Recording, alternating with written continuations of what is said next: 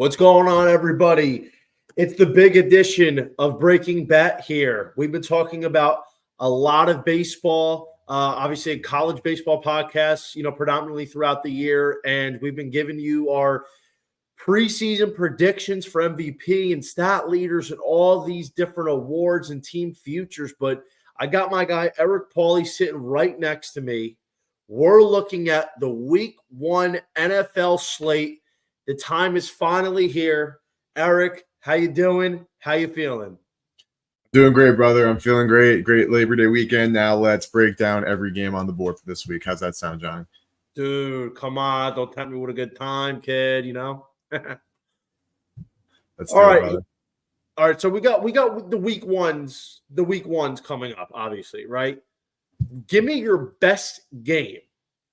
The game you want to start first, where if you only had one TV and you could pick one game to watch, what would it be? Pick one game to watch on the Sunday slate. Honestly, it would probably be the Texans-Colts. I think it's going to be a shootout in Indianapolis. We can see what Anthony Richardson looks like. Obviously, see if C.J. Stroud immediately steps on that field and takes that step forward for a Houston Texans team that is obviously in the mix to be a Super Bowl team. And you have a Colts team that's much improved in the fact that you have a home divisional dog. Also, week one, divisional dogs do very well in week one with that familiarity. So that is a game where I think could be one of the most fun and exciting matchups between two teams that certainly have playoff aspirations. In the Texans' case, have serious Super Bowl aspirations.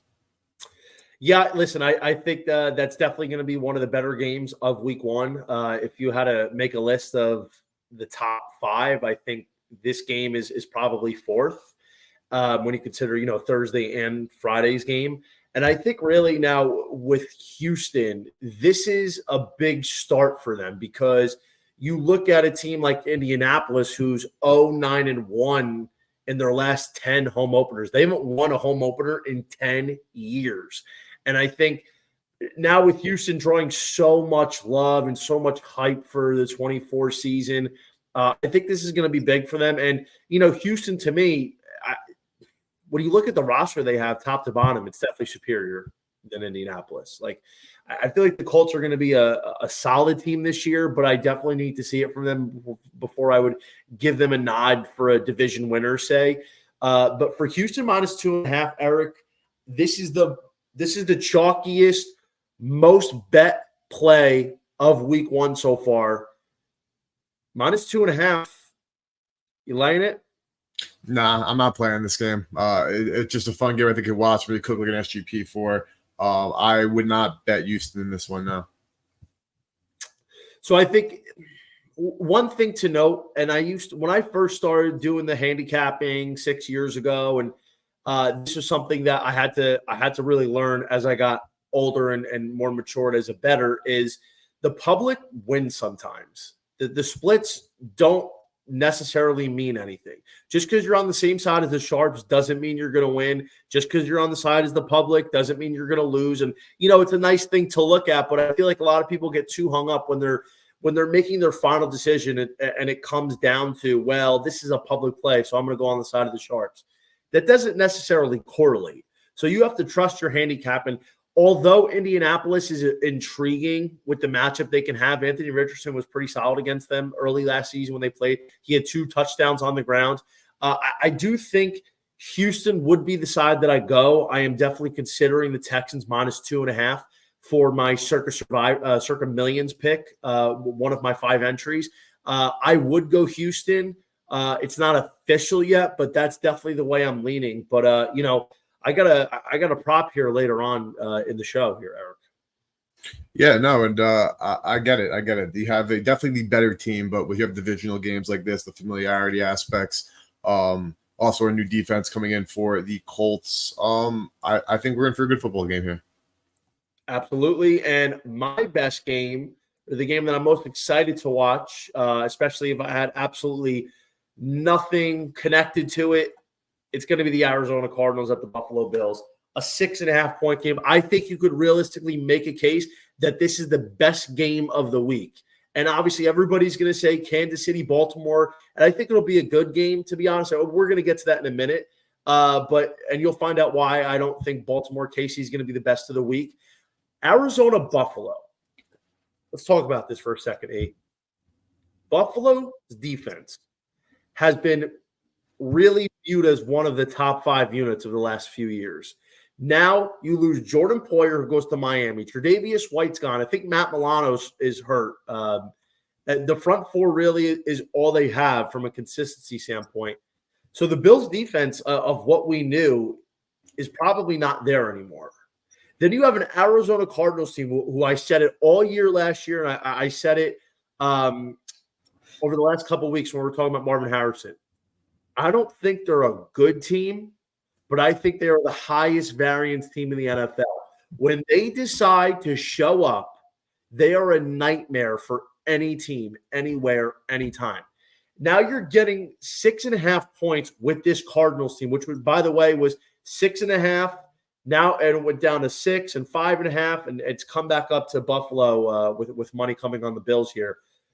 Eric, I got to be honest. I think Arizona's not only live to cover this game, but I think they have a realistic chance to win, because I just feel like the matchup that the offense for the Cardinals is going to put on with Rugrat, Kyler Murray, Marvin Harrison, James Conner, Trey McBride. I feel like there's going to be points scored in this game. And while I do think Buffalo is going to get theirs and going to be able to move the ball, they're still going to be dealing with an identity crisis with Diggs gone, Gabe Davis gone. They're going to go with 2 tight end sets with Kincaid and Knox, and they're going to have to break in Keon Coleman, the rookie, and Khalil Shakir. So I think there could be some growing pains. So Buffalo's going to get theirs, but this is too many points, E. I'm going to agree to disagree here. I think I agree with your takes on the Cardinals as a whole. I agree that their offense should actually be very fun to watch. I agree that they're going to be able to move the football. And I agree that they're going to be relatively competitive in those senses. And I also agree with your analysis on the Bills. Yes, their defense was touted as one of these better units, but if you look at some of the quarterbacks they played over the last couple of years, they had a lot of opportunities where they were playing, in their home stadium against not really great outdoor quarterbacks, against backup quarterbacks, against second stringers, or just against bad starters. So I think those numbers were initially inflated. And then now you take it to the fact that the people that were contributing to those still good numbers aren't there anymore. I understand why you'd be down on the Bills defense in general. But when it comes to just this matchup particularly, I see a shootout. I think that you're right to say this is one of the most fun games of the weekend, because I think both these teams will get theirs. But I do expect Buffalo Bills and Josh Allen to be able to put together more stops and more scores than I do the Arizona Cardinals defense, which is still horrible, and Kyler Murray and Marv Harrison. So not something that I'm like running to. It's on my card or anything like that. I do think Bills are a good survivor pick, and if I had to choose guns ahead, I would say over, and I would say the Bills can win this game by 7 or more points. Very interesting. I think we could see a possible Cardinals at Eagle spot from last year. Obviously, a little bit different because Jonathan Gannon was kind of in a revenge spot there. But, Buffalo has a way of having a couple letdowns. Every now and then, once a year they have a letdown, and, who knows? This could be it. I felt like the Buffalo Super Bowl window closed last year. And now we could be living in a different day. And obviously, Josh Allen is prone to a couple big turnovers. And you still got a ball hawk in the secondary and Budda Baker for Arizona. So that is something that we're definitely going to be watching. But yeah, for sure. And I agree with Spence in the comments. The fact that it's 48.5, it's over that key number of 48. So definitely try to hopefully it comes down to 48 or 47.5, of course, to get a key number on a total. So definitely a good point. Week 1, obviously, we know these teams have had so much time to prepare for each other too, which can help defensively, especially Jonathan Gannon, a defensive-minded head coach. But I don't think the Cardinals have the dogs to keep up in this one. Well, that's why they call it betting, because you know what? Week 1 especially is always full of surprises. If you're watching on YouTube, don't forget to hit that subscribe button. Here we go. Thursday kickoff. It's the Baltimore Ravens at the Kansas City Chiefs tomorrow. It's predominantly 3 everywhere. Totals around 47.5, right in that key number zone. Listen here. This is the Baltimore Ravens spot. I think in an early, not just a great game overall, Eric, but an early season tilt that can have a large impact on the AFC for the potential 1 seed. This is a huge spot because Personally, I think this is Baltimore definitely +3. Chances are it's going to end up being a 3-point game. Like, I could easily see this being a 3-point game like a lot of people, but you're giving me the Ravens and Lamar Jackson a field goal where we saw Kansas City last year lose outright to the Lions as a near touchdown dog, or as a near touchdown dog. Like, to me, I think Kansas City is gonna have a good game plan here, but I think this is gonna end up being a little bit of a slugfest. 47.5 seems a little high for me. I could see this being more like a 23-20 kind of game, and I feel like Baltimore is going to make just enough plays to at least cover the spread. And something that I feel like is Baltimore could win this game outright, and then Kansas City gets them back in the postseason. What do you think? Yeah, that could be a fun situation heading into the playoffs. But I agree with you that this total is a tick too high, 47.5. I mean, we know that the Kansas City Chiefs last year were one of the best defenses in football, and their specialty was slowing down teams, making them force the ball on the ground, not allowing big plays in the air. And on the flip side, the Ravens, like, they lost Mike McDonald, and I don't know that this loss is getting as much, respect as it deserves, because he really was such a great defensive coordinator for them. And they were a team that just really didn't have all that many talented guys that, like, are, as you see on paper, that you think are amazing, yet they played like one of the best units in football because of the scheme. Now they have a new system, and they have arguably worse players just on their defensive side of the roster. Not saying that their new DC can't, create some form of success for this unit, but Mike McDonald was not just good last year; like, he was amazing. But I saw either way, though, I do think that this total is a tick too high. But I would bet on the Kansas City Chiefs. When it comes to the 3, like, you want the 3 with the Ravens because you're have that key number of 3. But if it gets to 2.5, or if I'm crafting a fun, parlay for like both the first 2 games, and I want to take a money line, like, I am taking the Kansas City Chiefs to win outright. I know you mentioned the Lions game last year, but there were a couple of drops that we can't forget from the KC pass catching crew last year that, like, really gave the momentum to Detroit and stopped Kansas City some drives.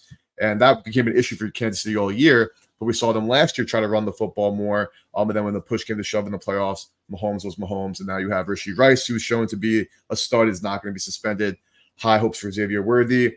Obviously, you have Travis Kelce, who, there's no spring chicken, but he's going to look better to start the year than he's going to look in December after he's taken, 10 games worth of hits, etc. So I think the Chiefs win this football game. But like you said, 3 points. I would lean Ravens spread, but KC is like a money line piece, or at 2.5.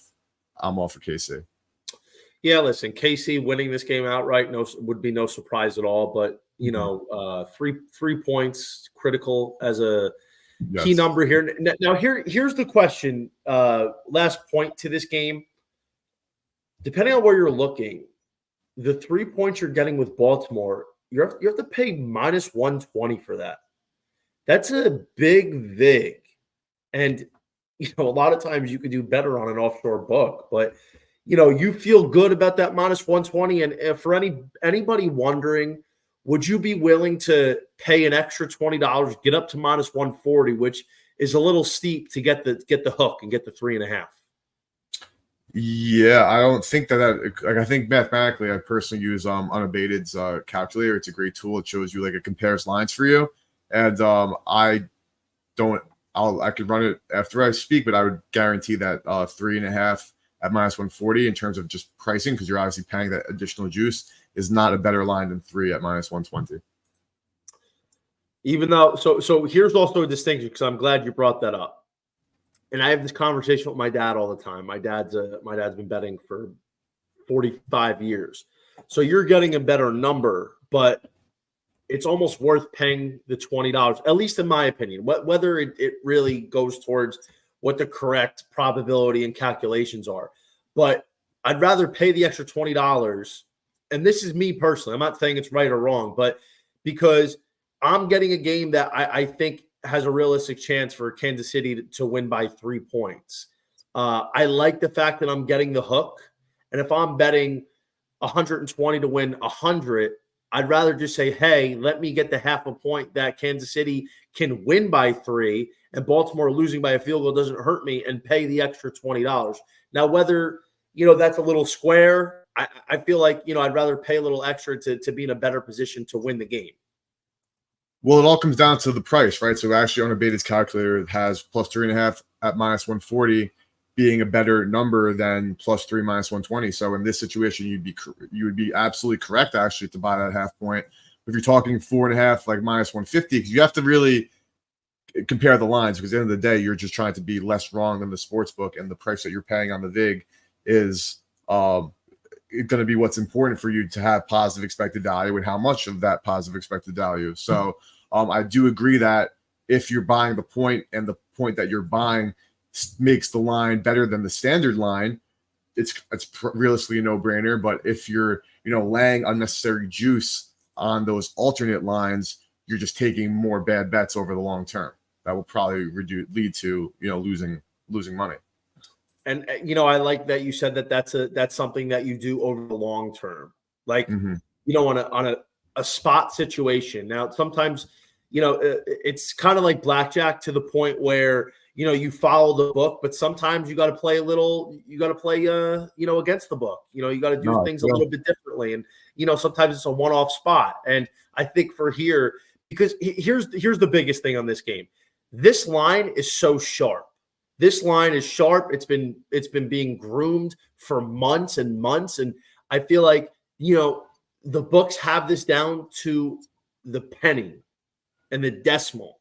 So I feel like even the slightest advantage of a half point, and by the way, for DraftKings and as always, shop around and get the best number. But I've used FanDuel's odds here just for argument's sake, and checked on DraftKings, right? So it's minus 118 for the 3, but then it's minus 138 for the hook. So obviously that's a preferential thing, and over a long period of time, I do agree with you that paying the extra $15, $20, $25 for the half point or whatever it is probably a losing proposition. So I think that's also what they're probably referring to. And I do agree with you that there are times where it's just like a spot. I personally do that with teasers sometimes. I know that there was like the Wong teaser, and there are like guaranteed profitable ways from teasing up until they moved up moved back the extra point, which now has changed some of that data. But like you said, normally it'd be like a 4.5 point and a 4.5 point spread and a 6 point teaser is a bad bet, but you're getting me a key number of 10.5, and I don't think the line should be there. I've dabbled in like you said, some off the book type of situations where you think it makes sense. So I do agree that obviously these numbers, like you said, are sharp as hell, and sometimes you can zig when people are zagging. My boy Crutch, big fan of the show, especially during college baseball season. He's got the Chiefs minus 3. Lamar Jackson is an underdog against the spread. That's been a big graphic the last day or two. Is what is it, 12-1 career ATS as a dog. So it's interesting. Definitely going to see a lot of sides on both here. But now this game is appealing. And let me preface it by saying I hate what the NFL did. I hate going to Brazil. I hate a Friday night game. I hate, especially for a team like the Eagles, having to blow one of their home games, a precious home game in the NFL, basically halfway around the world. I'm not a fan of this. I'm not a fan of it going on Peacock. But here we are. They're 2.5 point favorites, even 3 in some spots over Green Bay in a neutral site with a 49.5 total. Eric, kick me off. So I agree with you on those fronts, where just like obviously the business aspect of everything is going to come in first, which is what the NFL's thinking by having this game in there. But you said, this could be a very impactful game, even though it's happening in week 1 that you don't want to be outside of a home stadium. But So something to also note is that the altitude is going to be a little bit higher in Brazil, so we could see some tired players. I think that could help with an over here. Its number is high as hell, but these are two teams that I think are going to have success moving the football on each other, and they're going to have a hard time stopping each other. I don't have a play on a side or total because, like you mentioned for the first game, Johnny, like these numbers have been out forever. They're getting sharper and sharper and sharper, literally as we're currently talking. So you're not going to find a massive must bet edge on this game on one side, though. I feel like the Packers, of course, are still appealing taking that money line. I'm looking at Saquon props. Like I'm high on Saquon Barkley, so I'm going to back my inclination of being high on Saquon Barkley by looking at his over rushing plus receiving yard prop. And this one, his touchdown odds, I think minus 105 is one of the best I've seen on the legal book, and that I would go with. But like the minus 135 on FanDuel right now, I would nothing to do with. And I like some Romeo Dobbs action. Nice James Bradbury getting hurt, the Eagles secondary already being a little not that great. Learning a new Vic Fangio system too. And Dobbs is a very good player who'd be probably taking a third or fourth string cornerback in this one. So running back to Saquon over rushing, receiving, Saquon touchdown, Romeo Dobbs touchdown. Those are some of my favorite looks for this one. I like it. I don't really have anything right now. You look at Green Bay's defense, especially for an Eagles receiver prop. Their secondary was pretty good against wide receivers overall. They were, in the top third of the league. And for touchdowns, it was even better than the top third of the league. I mean, we're looking at a team that realistically was top 5 in touchdowns allowed.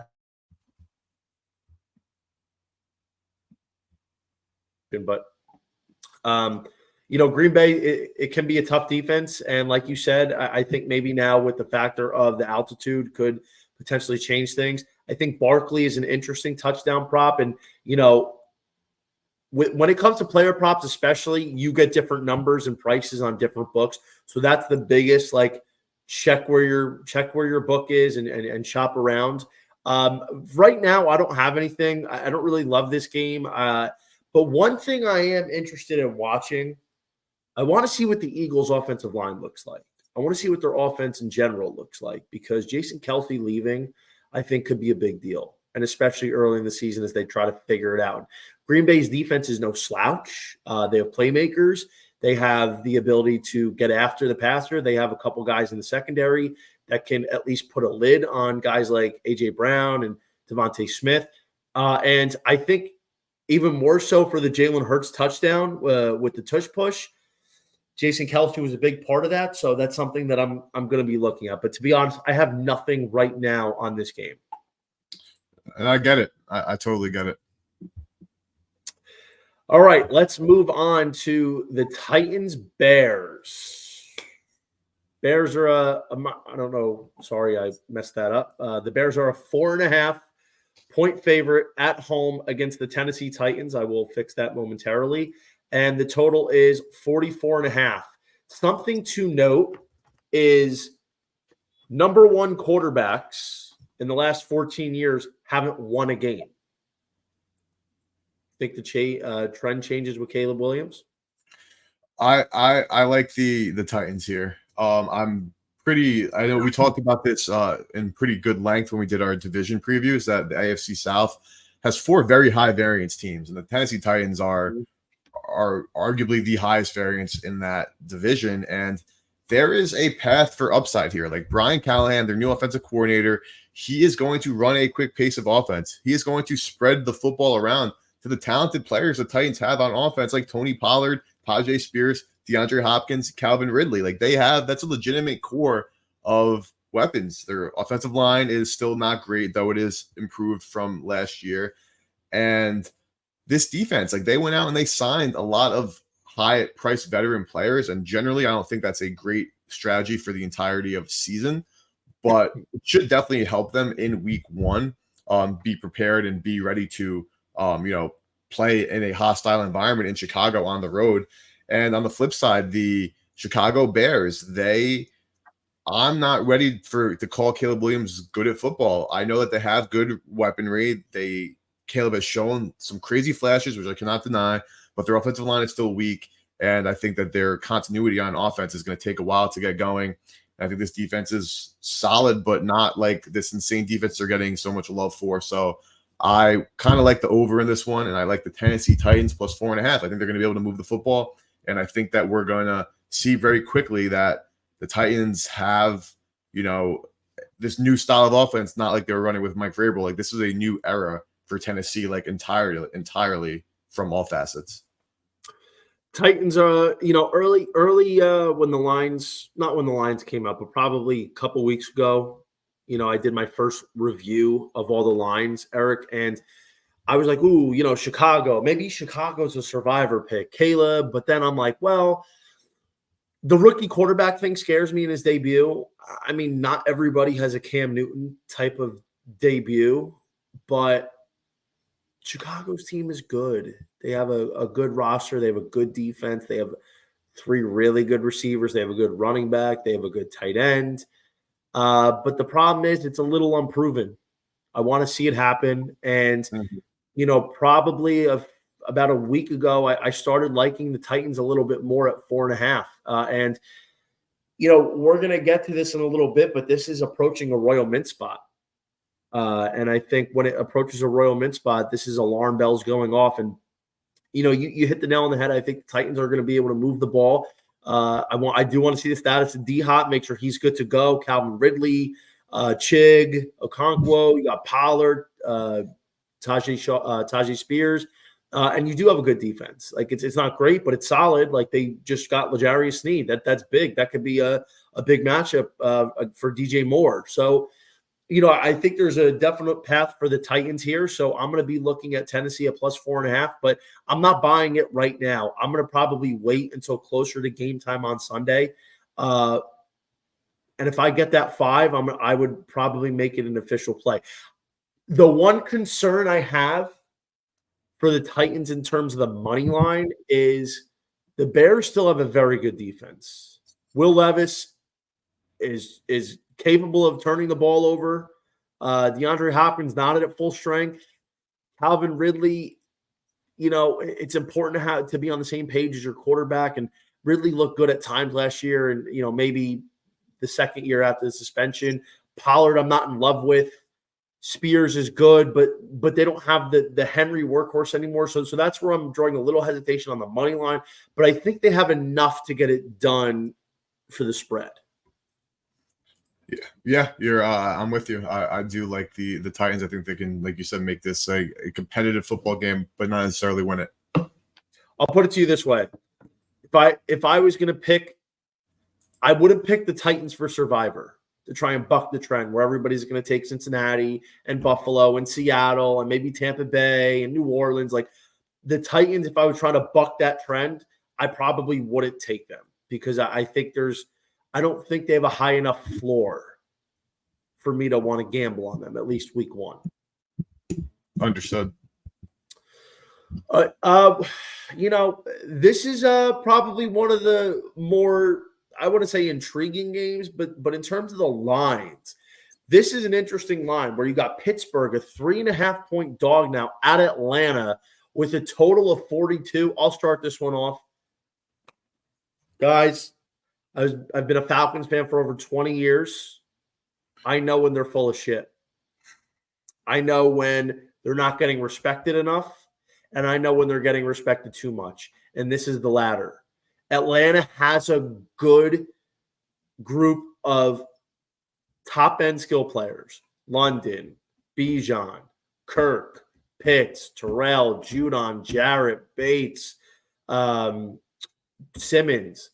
The problem is their roster is middle of the pack. Like their O-line is being graded as very high. Personally, I need to see that first. I still think there's a couple of weak points on their offensive line. I think it could be good. I don't think it'll be great. Kirk Cousins is coming off an Achilles tear or a rupture. Either way, he basically snapped his Achilles. We don't know what he looks like.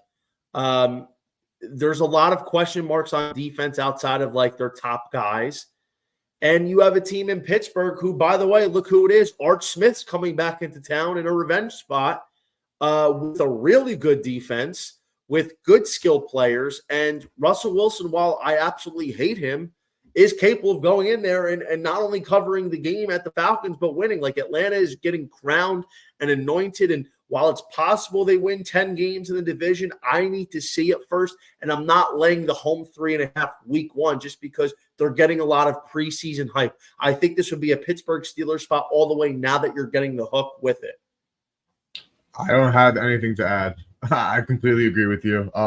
I obviously trust your insight as being like a full-blown Falcons fan, and like as a Commanders fan, I felt the same way with my franchise, where I could pretty accurately tell when we're being disrespected or when we're getting too much respect and when to back and when to fade. So I do think that there is that element that exists, and considering your takes on that align with my takes, just as a I won't even say biased because you came off so unbiasedly, but as just a third party observer, yeah, Steelers was 3.5. I would agree with you. The Atlanta Falcons are not a team all season long until they start, really beating up on teams where I'm going to believe that they are a team that can't go out there and put up a goose egg any given Sunday.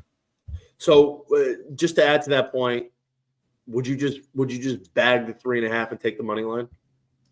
For the Steelers, no, I would take that 3.5. You're getting that half point. That half point is invaluable. I would take 3.5. Would you sprinkle the money line then? I would just take the 3.5, to be honest. Because Atlanta's not a team that has been great. They lose a lot of season openers. They've only won one out of their last. They've lost like 4 of their last 5 home openers to start. So I think this is definitely a spot where Atlanta can lose. So we'll see. Line 5.5. Who knows? Maybe people are buying Atlanta, but we'll see. Probably going to be one of the bigger shootouts of the week is Jacksonville at Miami. Miami 3.5, 48.5 point total. I'm very excited for this game. There's a lot of star power. Tyreek Hill, Christian Kirk, Travis Etienne. And I think this is Miami all the way minus 3.5. I think their defense is going to struggle a little bit. Jalen Ramsey's has been dealing with an injury, so his status is in question. Xavier Howard's gone. You have really Jalen Phillips, Bradley Chubb been hurt. You lose Ginkle. There's going to be a lot of holes in this Miami defense early on in the season. But as opposed to Jacksonville's defense, I think that the Dolphins are definitely going to be able to score here, Eric. And, the hook is still fine. Just because you're getting the hook doesn't mean it's value. Like Miami, I think, has got a real shot to win this one by 7 points or more. Yeah. I don't have as much interest in the spread as you do here, but this is a dead over for me. I agree with you that this is a situation where both of these teams are going to be able to run up and down the field. You look at Jacksonville, and they had one of the worst secondaries in football last year, and they did absolutely nothing to make the secondary improve at all. They do have a good front seven, but Miami's offensive MO with the quick passing game and obviously the speed that they have with Jalen Waddle and Tyreek Hill, Raheem Mostert, Devon Achane, I think you see all the horses for Miami on full display. We've also seen that Mike McDaniel, the head coach, he's been very great so far this preseason and in his short, career as a head coach of like implementing new strategies and new schemes in the first week to really get them off running. You saw what Miami did in the first month of the year last year, putting up some absurd point totals on their opponents. And this Jaguars defense is just bad. And then, like you mentioned, Johnny, the Miami Dolphins defense is going to be taking a major step back this year. I'm personally concerned about it with lack of overall talent just in general.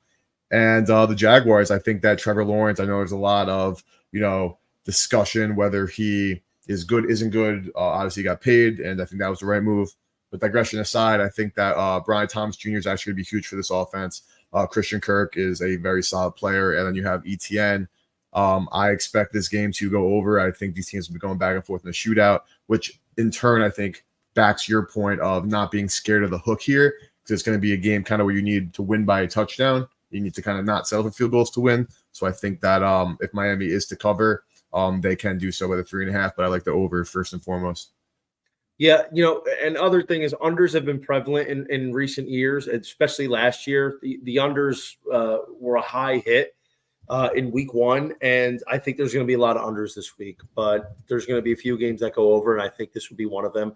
I think this could very well be a point total that gets into the high 50s in real time. And while we're at it, this is going to be one of the more appealing matchups, especially for the wide receivers. Tyreek Hill minus 115 anytime touchdown is not terrible.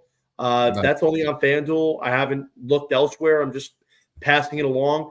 The funny part is, like, when you look at Jacksonville, they allowed the 5th most passing. They allowed the 5th most touchdowns to receivers.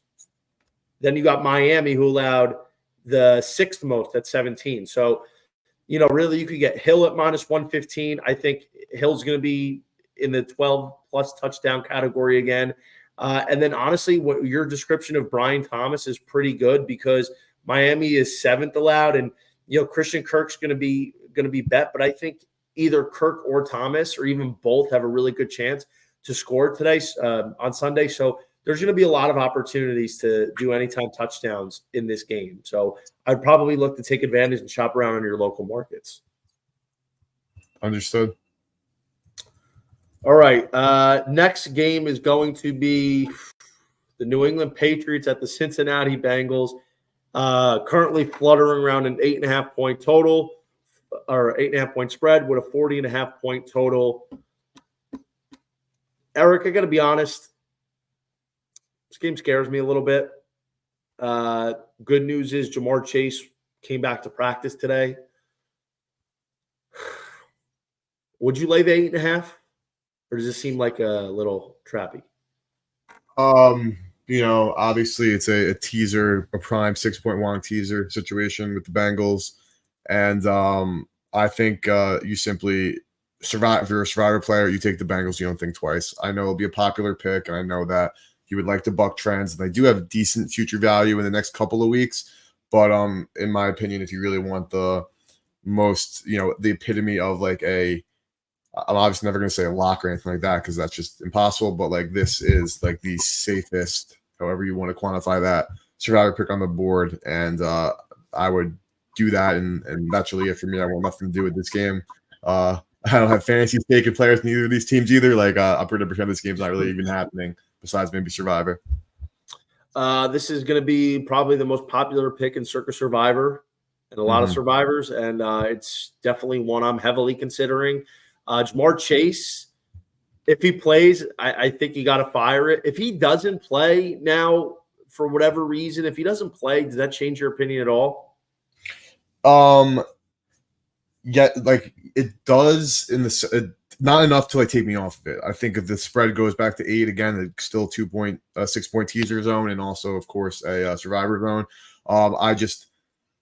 I'm bearish on Gerard Mayo. And I'm bearish on the Patriots roster. And I think that I know Zach Taylor's not a great coach, but Louis Amirumo is a great defensive coach. So I'm not sure that the Patriots are going to be able to muster anything up on offense that's going to, really confuse and put a real scare into a great defensive mind like Louis Amirumo, even though the Bengals defense on paper isn't that talented. I think that they'll be able to scheme against this literally Patriots offense that has nobody threatening. Fair enough. Something my dad always tells me, that's only a long time ago, take the small, lay the big. This is a lay the big spot for Cincinnati. I mean, listen, you can't always go back and look at history because each case is different. It's a case by case, and like trends are fun for fodder. But when you take them too literally, it hurts your handicap because each game is different, each case. But if anybody wanted to know, the Bengals are 1-9 straight up in their last week. In the first and second week combined over the last 5 seasons, they are 1-9 straight up. Take it for what you want. Yeah, they are a slow starting team, but the trends are not something that you can always take literally. And it is a case by case. So, risk, do your own handicap and trust your own analysis on that. I agree. Minnesota Vikings at the Giants, probably the worst game of the week. This is garbage on garbage. You got Darnold returning to the Meadowlands. The team that drafted him was the Jets, and they share a building with the Giants. And I don't know, man, like Minnesota being a road favorite here, if I had to go anywhere, I'd probably go with the Giants. They're still getting 1.5 at home. Road favorites are a tad scary sometimes, especially when they're not good. And, Minnesota, I mean, they got the bigger playmaker in Justin Jefferson, but I'm not touching this game at all. But I think the Giants would probably be the side I would go. It's a game of a good amount of question marks. I personally, the Vikings are on my radar. I haven't played them yet, but I saw they took some money today. Even took some money while we were talking. But I definitely look toward the Vikings here.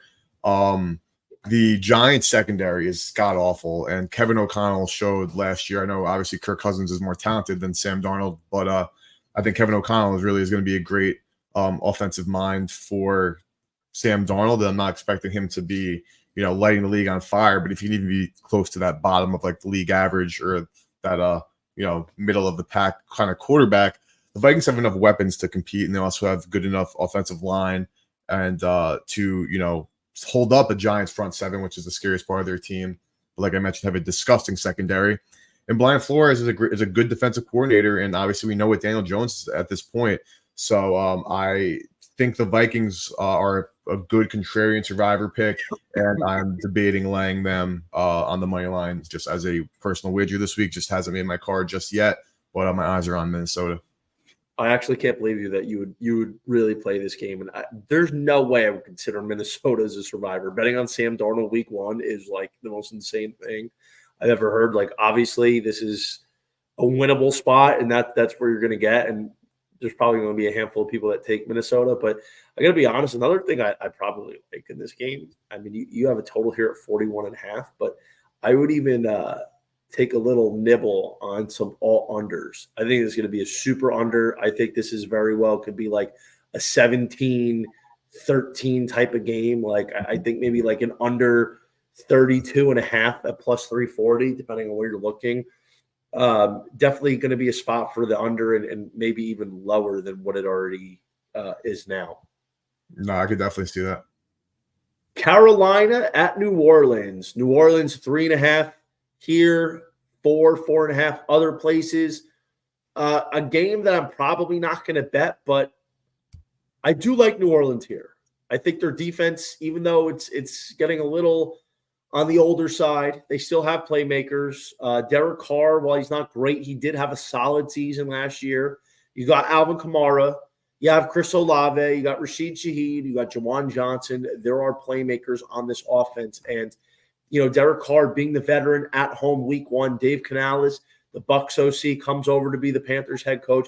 I think I would lean New Orleans here a little bit more, but this is also definitely would be an underlook for me. Nothing official on this game, but I would like New Orleans to win, cover in the under. Yeah, I agree with you on an under here. But I personally, I take Carolina here if I'm betting this football game. I have no interest in Dennis Allen and Derek Carr as a duo to cover margin. They don't do it simply. They don't win by more than field goals. They are terrible against the number as a head coach and as a starting quarterback. And again, it's a situation where you know exactly who these people are. Like, there are some teams like the Kansas City Chiefs, the New Orleans Saints, team we were just talking about, or we'll talk about later, the Detroit Lions. Like, we know who these teams are. They've had this continuity, and we know what they do, and they do well, and what they do poorly. We obviously don't know with the Carolina Panthers, new head coach / OC in Canales, a better receiver room for Bryce Young and a better offensive line. Still a mediocre defense, but not a horrible one by any means. Saints have a terrible offensive line. We know what to expect from Carr and from DA. The Panthers don't have enough dogs to make me make this a play, because while I am confident the Panthers can pressure Derek Carr and make him uncomfortable and keep this game close, I'm not as confident in the Panthers being like a good or even a league average football team out of the gate. So that's why I have no play. But if I was gun to head, I would take the Panthers, and I would personally stay away from the Saints and Survivor. That was going to be my next question. I'm heavily considering the Saints. I mean, this is going to be your only chance to use them. I mean, it's going to be a gritty game, but really, bro, like, where else would you look? Because I think Chicago is a problem. I don't love Buffalo, to be honest. I think Buffalo is very trappish. Like, I think they could very well lose. And New Orleans isn't great by any means, but like, this is the only time you're ever going to be able to use them. And it's a matchup where, quite frankly, they're going against one of the projected worst teams in the NFL. Mm-hmm. I think the thing is, I'm not fully on this train, but there are people who argue that the Saints are one of the worst teams in the NFL, and I agree. I think they're 30 or 29, but I think they're definitely closer to 24, 25. And the Panthers, again, like, they were horrible last year. So yes, you can not admit, I should say, but you can obviously expect some progression because you're going from terrible, like the only way to go is up. I think that there is a plausibility that the Panthers are just simply not horrible, which is an upgrade, a huge upgrade considering how terrible they were last year. Yeah, definitely a decision I have to make. I mean, I've been wrestling with the Saints. It's not definitive, but I think I might fire on them potentially only because it's a team that you kind of know what you're going to get. And I think their defense, as long as they can keep Carolina under preferably 17 points or less, they should be able to win maybe a 20-17, 21-17 type of game. All right. Got a few more here. We're going to Raiders at the Chargers. Chargers are a 3-point favorite. Total's 40.5. Eric, kick me off here. So I'm split on this one. No action. Don't plan on having action. Gun to head under, though, would be my best bet. If it gets to 41, like I would definitely – it's on my play radar. I don't think these two teams are going to have much success really scoring at a high clip. But I see arguments for both sides. I see the arguments for the Chargers, obviously better quarterback, a good offensive line that could, help defend against the Raiders, best part of their team, their defensive line. Part of me is inclined to think the Raiders suck this year, but I am opening more up to the possibility that their defensive line is really good enough to keep them in games. They obviously have good skilled players in Devontae Adams, Jacoby Myers, Gardner Minshew. We know what he is at this point, and it's not horrible considering the cast he has around him. But with that being said, the Chargers, just neither of these teams have good overall rosters outside some of their star power. So I think I would lean toward the Raiders +3 and the money line here, guns ahead. And I do think that the total, if it gets to a 41, is definitely like on my radar for a play straight one unit on this one. Yeah, I like the under here probably best. Nothing on the sides, and the big thing is I want to see what Jim Harbaugh does in his first game back in the NFL. New team, the roster is nowhere near as good as it was in the last couple of years. To be honest, our defense is getting a little up there. Joey Bosa's, he's starting to get up there. Derwin James isn't that young anymore. You got Gus Edwards, J.K. Dobbins. The running game is very much up in question. Now, really, your receiver one is going to be possibly Ladd McConkey, who I think is going to have a good year, but we don't know how he's going to translate. And, there's a rumor going around that Justin Herbert's really having a problem with his right foot, his plant foot. And, I just don't love anything enough to take it, but if I had to play, it would be the under. I agree. That's simple put for me as well. All right, here we go. This is a Royal Mint spot. It's the Denver Broncos +5.5 at the Seattle Seahawks with a total of 41.5. There are sixes out there, but Eric, I think this is Denver Broncos +5.5. I don't bet against the Royal Mint except for extreme circumstances, like, for instance, a rookie quarterback going against Bill Belichick, or very small exceptions. I think Bo Nix. While Bo Nix is a little bit older for a rookie, I think having Sean Payton as your coach, getting a full offseason with Sean Payton, I think he could have Nix be ready enough just to make enough plays, don't make the big turnovers, just be a captain of the ship. You got a good two-headed monster in the backfield with McLaughlin and Javonte Williams. You got Cortland Sutton coming back. You have a good defense, relatively speaking, of Pat Surtain. So there is an ability for Denver to move the ball and be competitive, especially it's hard for this week one. So many crazy things happen. I think Seattle's going to be pretty good. I think they're going to be a playoff team, probably a 6 or a 7 seed. I know we've talked about that. You're high in the Seahawks. But if I was taking the spread, I really like Denver at 5.5. Yeah, and I'm not even going to argue because I think the points you made about Bo Nix and Sean Payton, that marriage, are valid, and that's essentially what's keeping me off this game. Like, in general, you'd want to expect, rookie quarterback, hostile environment in Seattle, good defensive coach, good defensive team. Obviously better team on paper. You would just lay it with Seattle. You're getting under a touchdown. But I do agree that I'm nervous about the Peyton-Knicks marriage and nervous in the sense where I'm nervous about fading it so early.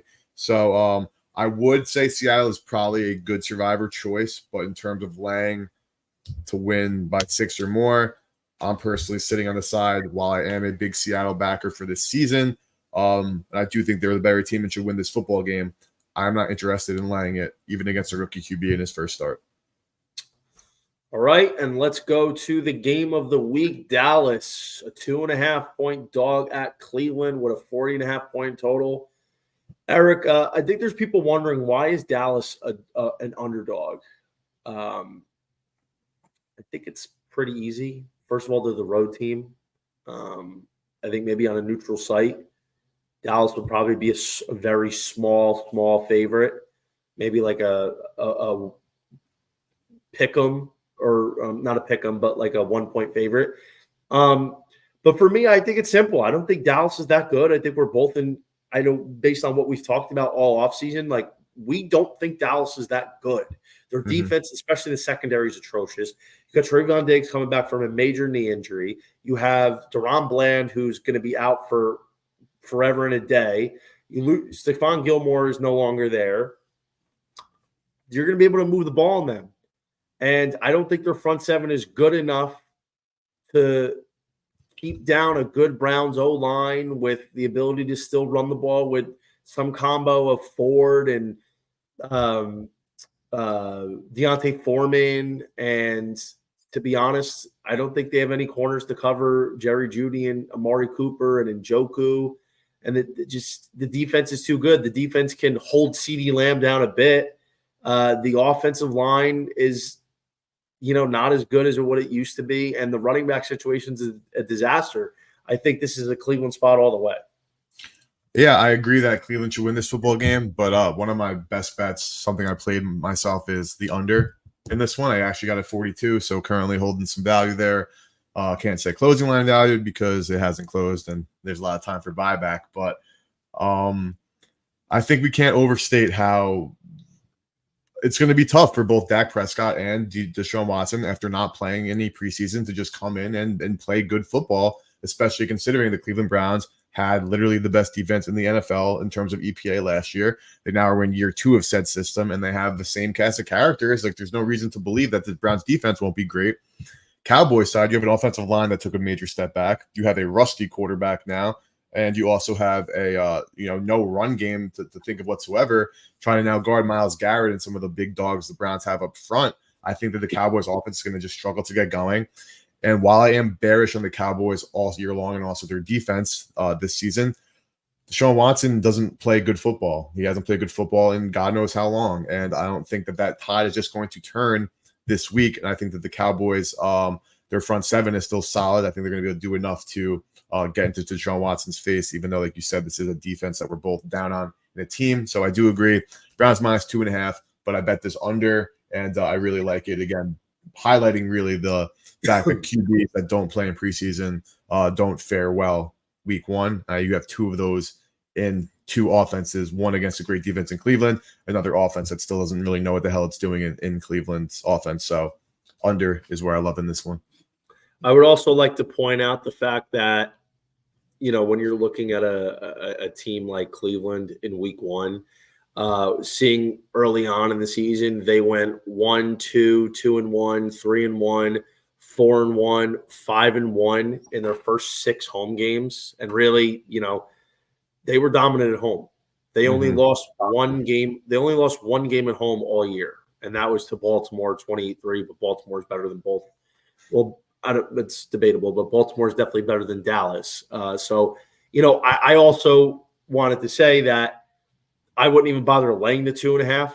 I would just take the money line, even though typically 80% of games finish outside of, 2.5 points. So 3 points or more, I'd rather gobble. This is the spot where I'd rather gobble up the $28 because, when you're dealing with a game you project to be lower scoring, there's an opportunity for a missed kick or a missed extra point, and then you try to go for 2, and some crazy stuff happens. So I think the money line outright is probably the better play for those Cleveland Browns backers. Totally agree. All right, Washington Commanders at Tampa Bay. Another 3.5 spot, 43.5 points. You're laying -180 with Tampa for a money line. 425 and Raymond James brings back memories when I lived down there. It was a really good part of the day. Eric, I just don't think I can take Washington here. I think this is a Tampa Bay spot. I'd probably lay the hook as well.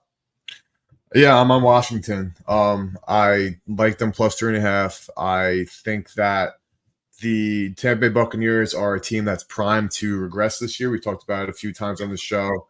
Their defense got worse, and they haven't done anything to upgrade their team. They're essentially running back the same roster that overperformed by a ton of different metrics last year, as we saw, obviously win a freaking playoff game. But I don't think that this is a team that's just like a step away from being like a Super Bowl team. I think that they had too many more things actually go into their favor last year, and that just general regression and luck factors will make this team take a step back and play more toward what they truly are. And Jaden Daniels, I mean, listen, he hasn't played football yet, so there's nothing to say about if he's good or not good. I am under the indication that he will be good. And the fact that he is this mobile quarterback, and mobile quarterbacks do have early success often because their ability to extend drives and extend plays is really hard to simulate for opposing teams, especially when you have a guy like Jaden Daniels who mirrors like a Lamar Jackson, even a Jalen Hurts, who are just so much more athletic than like the rest of the field that you really don't have a way to prepare for it. I think Jaden Daniels is going to fit in that category.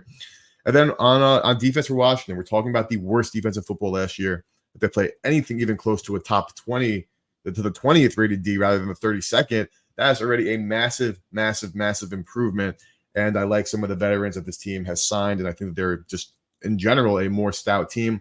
I have these teams within only like 3 places in my power ratings. Raymond James has minimal home field advantage. Todd Bowles is not good against the spread as a favorite, especially one of a field goal or more. Give me the Commanders outright and the Commanders +3.5. Fair enough. But, I get a little skittish on the fact that Jaden Daniels, a rookie with not a very good defense, is coming in for his first NFL appearance. I would like to say also that I think Mike Evans, anytime tutty, different numbers, FanDuel's 110, DK's 115, and you can check for others. I think Mike Evans is going to be a nice play here. And anytime you get Mike Evans a plus money for a touchdown, even in week 1, I would take it because the Commanders allowed the most touchdowns to receivers last year at 29, and Evans was tied with Hill for the 13th most touchdown receptions. I think Evans is big, and to be honest, I think Jaden Daniels, anytime tutty, at around 2-1. Again, depends on where you're shopping. I think that is definitely worth a look because Tampa Bay's defense has regressed a little bit. They allowed 6 touchdowns rushing to quarterbacks last year. And Jaden Daniels, when he gets in trouble, he's probably going to look to run, and there's opportunities for a speedster like him to score. So I think, honestly, a Mike Evans, Jaden Daniels, 2 tutty parlay or touchdown parlay is definitely something I would look at in the 5-1 range. Yeah, I don't blame you. I even what you said on accident, even a 2 touchdown each, like fucking for both of them, I would even be interested in a little pizza money sprinkle. All right, we got the Sunday night game here. Rematch. Stafford back to Detroit 2.0. 3.5 Lions. This is kind of what it was trending in the playoff game last year. I think Detroit at 3.5 with a total of 51.5 sets up for a pretty good show. And I think this is Lions all day. Like the Dolphins, I really like the Lions at home, getting laying the hook, high scoring affair. I think Detroit's going to win this game by at least a touchdown. I agree. I would look at alternate lines for Detroit. I think that you can't even come close to replicating what Aaron Donald meant to this Rams team and his losses being completely undervalued. And the Lions, a team I mentioned that we know what they are. We know that they're a great team. They're a great football team. The Rams played great football last year at times. Were they a great football team? Arguably, talent for talent-wise, they're a worse football team coming to this year. And arguably, talent for talent-wise, the Lions are a better football team already. That was already one of the best football teams. So I'm with you. I think the Lions can cover an alt spread here. I would like to say, though, if you're looking at betting any tutty props, the Lions They allowed the third most touchdowns to receivers at 22. So you can look at somebody like a Cooper Kupp at plus 125 or a Puka at plus 125. So there's going to be some opportunities. Maybe if you want to get a little frisky, get to Marcus Robinson at plus 380. Robinson was a meaningful piece, like a meaningful ancillary piece later on in the year last year. But overall, I think Detroit's going to run away with it. I think Amon-Ra's in for a big game. I feel like this is a spot where Detroit's going to put up a 30 bean. I definitely would be looking at the Lions team total into the 30s. I realistically think the Lions could be putting up anywhere from 31 to 34 points here. I can't even argue. I agree. Last game of the slate, Jets at the Niners, 4.5 points with Trent Williams and Ayuk back. It moved from 3.5 back up to 4.5. This is a tough one. What do you think? Niners. I would have liked it at 3.5. We saw those moves. Now obviously it's 4.5. I think the Niners are a great money line parlay piece.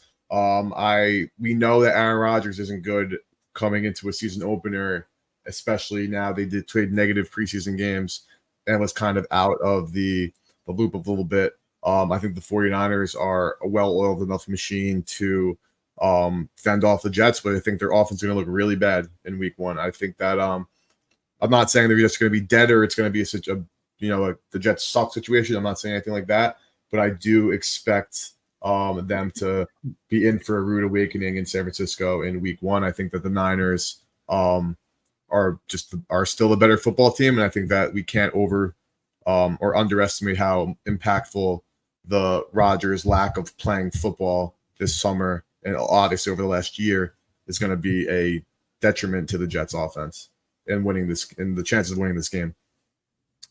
First, I think the under 43.5 is about right. I think I'm on this under here. I think it's going to be two strong defenses. Here's the problem I have though. Brandon Ayuk hasn't practiced all summer, not in game shape. We don't know what he's going to look like.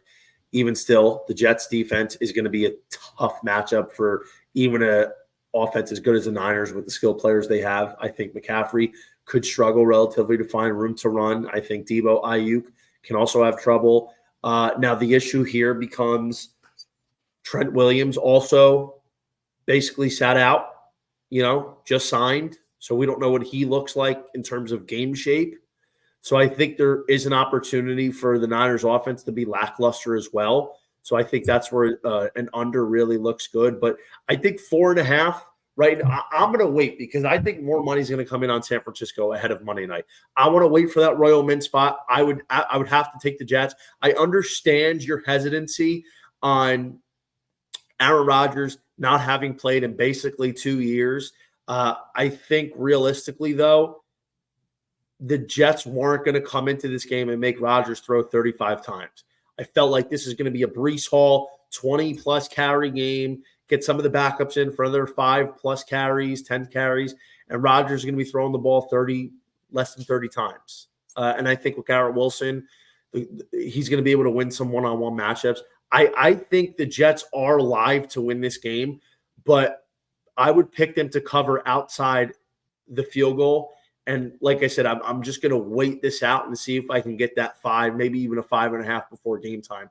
I think San Francisco is due for a bit of a regression this year, especially early on, not having their guys, Ayuk and Williams, who mean so much to this team out there. I think it's going to be something that is also going to hinder them a little bit in week one, which is going to leave the door open for the Jets. Yeah, no, I can see where you're coming from. I just think, especially pairing the fact that the whole Hassan Reddick situation, I think this entire Jets team is just not gonna. I think they're in for a rude awakening. I think that they will have a good season, but I think it's going to be a spot for the 49ers to win this football game outright. I think that they really are. I think we're going to see the Jets offense really struggle. I like that we're on opposite sides on a lot of these games. It makes it fun. My boy Crutch, what is a Royal Mint spot? I'm glad you asked. So I didn't create the Royal Mint spot, but I made it famous in media back in my NBC days. No, you will not find this anywhere else but here. None of the other people in the industry talk about it. I'd be surprised if they know about it. But a guy I know who's been in the betting business for 60 years, right? told me anytime the road dog is 5 or 5.5 points exactly on the close, take them. Spread, definitely. And I had the numbers to support it. You know, when you're going back 2 years, 3 years, 5 years, 7 years, 10 years, the dog is covering over 60% of the time. And even in recent memory, it's covering in the 70s. And it wins about 40 to 50% of the time, which when you're a 5.5 point dog, you're plus 200 or plus 210 on the money line. So that's what it is. And I almost always take it. I will sometimes take it. I mostly take it blindly. It's worked out pretty well. Anytime Tutty looks, Eric. I know we mentioned a couple, but is there anybody in particular that you've seen that you have to have that we haven't talked about already? Just Jaden Daniels. I think that's a player that I would absolutely love. I think that it's a situation because I cashed in on this last year with Anthony Richardson. It's like when you have this mobile quarterback, they're going to be pressed for the first time. You're going to confirm your probably bias, but you're confirming your stance that the odds are they're going to run the football as a running quarterback and they're going to reach the end zone. Are they actually going to do it? What are they going to do? Then guess what? They use the guy's legs and they score. So I think Jaden Daniels is a player where you take now because if he scores a rushing touchdown, you're never going to see him higher than like plus 110 for the rest of the year. Yep. And, I think Jaden Daniels is pretty good. Josh Allen was a guy I was going to look at, but to be honest with you, minus 150, at least on FanDuel, I'm not paying that. I don't, you know what I mean? Like, I'm not paying minus 150 in week one. I don't care, how much of a lock it is. Like, to me, that's not a great number. And it's not just because it's minus 150, but, I feel like it's just so fluky week one. So I'm going to roll up my teaser here. My teaser of the week, 6 points, Wong teaser. Ravens +9, Cardinals +12.5. It's minus 120. That's on DraftKings. Do not go to FanDuel and pay minus 134 for a 2-team teaser. That is highway robbery. FanDuel, it's not the right way to go for the teaser. DraftKings is at least reasonable and gives you minus 120 for a 2-teamer. And I think the Ravens getting 9 points is good, and getting Cardinals 12.5 is also very good. I think there's a lot of opportunities to hit some teasers this week. Then we got Eric loves the Commanders +3.5 and Cleveland Dallas under 42. Bets I put out last week: Marvin Harrison 70+ yards at +105. Marv 100 yards +330 quarter unit. Marv anytime tutty +160. Anthony Richardson at +145 TD. Odds may have moved, but I gave this out about a week ago. I think both of those are still good, and I'm going to definitely be adding more. Nice, very nice. I love it. Let's do it. Let's start the season hot. Let's start the season as hot as possible. Well, I really appreciate everybody tuning in today. This is going to be our Breaking Bet episode for the week. Check us out next week. We're going to be recapping week one, and we're going to be looking forward to breaking down week 2 for you. Yes, sir. Let's do it. I appreciate it very much. Thank you so much, guys. Best of luck this weekend. Cash and bets. Don't forget to hit that subscribe button. We'll see you next week.